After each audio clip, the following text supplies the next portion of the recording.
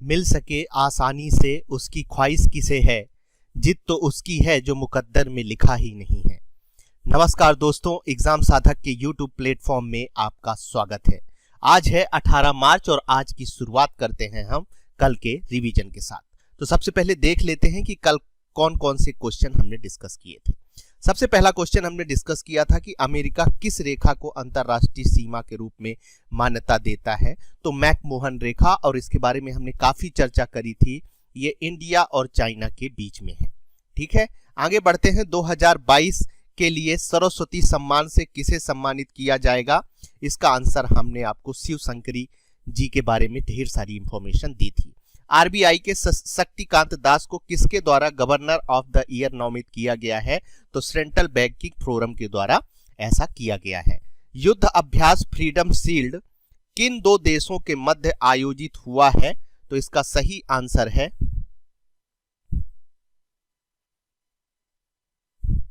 America south Korea के बीच में। संघाई सहयोग संगठन पर्यटन मंत्रियों की बैठक कहां आयोजित की जाएगी? तो वाराणसी में आयोजित की जाएगी। आगे बढ़ते हैं, नेक्स्ट क्वेश्चन पर नजर डालते हैं। कौन सा नॉर्थ ईस्ट स्टेट अपना पहला अंतरराष्ट्रीय फिल्म महोत्सव का आयोजन करेगा? तो मेघालय में आयोजन करेगा। उसके बाद आगे बढ़ते हैं, नेक्स्ट क्वेश्चन में किसे भारत में अमेरिकी राजदूत के रूप में नियुक्त किया गया है? तो एरिक गारसेटी जी को। दुनिया के 50 सबसे प्रदूषित शहरों की सूची में भारत कौन से शहर टॉप 5 में शामिल है? तो दिल्ली का चौथा स्थान है। कल हमने इसके बारे में आपको बताया था। हाल ही में किस देश में 7.1 तीव्रता का भूकंप आया है? तो इंडोनेशिया में आया है। नासा का आर्टेमिस 3 मिशन कब लॉन्च किया जाएगा? तो हमने आपको बताया था 2025 में। आगे बढ़ते हैं, और कल हमने आपसे एक क्वेश्चन पूछा था कि पहली सुप्रीम ऑडिट इंस्टीट्यूशन SAI 20 की बैठक कहां हुई? नई दिल्ली में। ए ऑप्शन हमने आपको दिया था कोलकाता, बी ऑप्शन दिया था, सी ऑप्शन गुवाहाटी दिया था, और डी ऑप्शन बेंगलोर दिया था। इसमें से सही आंसर है गुवाहाटी। आगे बढ़ते हैं, नेक्स्ट क्वेश्चन पर नजर डालते हैं। TCS के नए CEO के रूप में किसे नामित किया गया है? ए ऑप्शन है कृष्णन मोहन, बी ऑप्शन है जगदीप रावत, सी ऑप्शन है राजेश गोपीनाथन, और डी ऑप्शन है के कृतिवासन। और इसका सही आंसर है डी के कृतिवासन।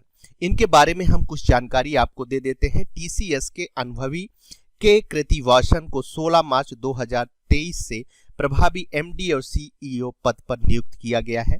उन्होंने राजेश गोपीनाथन का स्थान लिया है, जिन्होंने हाल ही में इस्तीफा दे दिया था। इस भूमिका से पहले के कृतिवासन ने BFSI बिजनेस ग्रुप TCS के अध्यक्ष और वैश्विक प्रमुख के रूप में कार्य किया है। आगे बढ़ते हैं, नेक्स्ट क्वेश्चन पर नजर डालते हैं। किसे जियो सिनेमा का नया ब्रांड एम्बेसडर बनाया गया है? बहुत ही इंपॉर्टेंट क्वेश्चन है। रणवीर सिंह ए ऑप्शन है, बी ऑप्शन शुभमन गिल है, सी ऑप्शन सूर्य कुमार यादव है, और डी ऑप्शन आलिया भट्ट है। इसका सही answer C Kumar Surya Kumar Yadav. Reliance industry समर्थित जियो सिनेमा के क्रिकेटर सूर्य कुमार यादव को अपना ब्रांड एम्बेसडर बनाया है। इसका स्वामित्व वायाकॉम 18 मीडिया प्राइवेट लिमिटेड के पास है। TB18 की सहायक कंपनी है। Jio cinema Indian Premier League IPL का डिजिटल स्ट्रीमिंग पार्टनर भी है। चलिए आगे बढ़ते हैं, डेली करंट अफेयर्स डोज के अंतर्गत नेक्स्ट क्वेश्चन पर नजर डालते हैं। 7वें अंतरराष्ट्रीय मधुमेह शिखर सम्मेलन 2023 का उद्घाटन कहां किया गया? ए ऑप्शन देख लेते हैं मुंबई, बी ऑप्शन है पुणे, सी ऑप्शन है दिल्ली, और डी ऑप्शन है आगरा।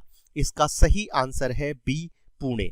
चेलाराम मधुमेह संस्थान द्वारा आयोजित 7वें अंतरराष्ट्रीय मधुमेह शिखर सम्मेलन 2023 का उद्घाटन पुणे महाराष्ट्र में किया गया है। 3 दिवसीय शिखर सम्मेलन मधुमेह की जटिलताओं के प्रबंधन, लागत प्रभावी मधुमेह देखभाल, नई प्रगति मधुमेह प्रबंधन में प्रौद्योगिकी की भूमिका पर चर्चा केंद्रित है। इस कार्यक्रम में 2000 से अधिक प्रतिनिधि भाग ले रहे हैं। आगे बढ़ते हैं, डेली करंट अफेयर्स डोज के नेक्स्ट क्वेश्चन पर। किस भारतीय ऐप को 13वां एजिस ग्राहम बेल अवार्ड से सम्मानित किया गया है? ए ऑप्शन है फोन पे, बी ऑप्शन है उमंग ऐप, सी ऑप्शन है आरोग्य सेतु ऐप, और डी ऑप्शन है उज्जीवन ऐप। और इसका सही आंसर है उज्जीवन ऐप। बहुत ही महत्वपूर्ण है, आपको याद रखना है। किससे संबंधित है वो चीज भी हम आपको बताने वाले हैं। उज्जीवन स्मॉल फाइनेंस बैंक के हेलो उज्जीवन ऐप ने मार्च 23 में इनोवेशन इन कंज्यूमर टेक श्रेणी में 13वां जिस ग्राहम बेल अवार्ड जीता है। यह पुरस्कार भारत में एक अभिनव संस्कृत को बढ़ावा देने के लिए इलेक्ट्रॉनिक्स और सूचना प्रौद्योगिकी मंत्रालय के तहत Aegis school of data science की एक पहल है। यह भारत का पहला मोबाइल बैंकिंग ऐप है जो भाषण, दृश्य और स्थानीय भाषा की सुविधाओं को सक्षम बनाता है। आगे बढ़ते हैं, नेक्स्ट क्वेश्चन पर नजर डालते हैं। राष्ट्रीय एकीकरण दिवस कब मनाया जाता है? इसका सही आंसर क्या होगा? ऑप्शन देख लेते हैं पहले। ए है 14 मार्च, बी है 15 मार्च, सी है 16 मार्च और डी है 17 मार्च। इसका सही आंसर है सी 16 मार्च। दुनिया से पोलियो के उन्मूलन के लिए जागरूकता बढ़ाने के लिए हर साल 16 मार्च को भारत में राष्ट्रीय एकीकरण दिवस मनाया जाता है। यह पहली बार 16 मार्च 1995 को शुरू किया गया था जब ओरल पोलियो वैक्सीन की पहली खुराक दी गई थी। 1978 में एक उन्नत कार्यक्रम शुरू किया गया था जिसमें टाइफाइड, डीपीटी टीकाकरण, डिप्थीरिया, पोर्टिसिस और टिटनेस शामिल किए गए थे। आगे बढ़ते हैं, नेक्स्ट क्वेश्चन पर नजर डालते हैं। नेक्स्ट क्वेश्चन है हमारा कि किस भारतीय मूल के ऑफिसर को अमेरिकी वायुसेना के सहायक सचिव नियुक्त किया गया है? ए ऑप्शन है रवि चौधरी, बी ऑप्शन है तेजिंदर पाल, सी ऑप्शन है विवेक लोहाटी और डी ऑप्शन है अभय चौधरी। और इसका सही आंसर है ए रवि चौधरी।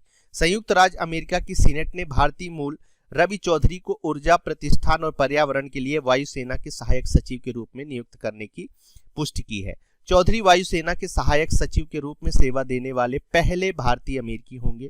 चौधरी 1993 और 2015 के बीच एक्टिव ड्यूटी वायुसेना पायलट के रूप में कार्य किया है। इन्होंने अफगानिस्तान, इराक में कई युद्ध अभियानों का संचालन भी इनके द्वारा किया गया है।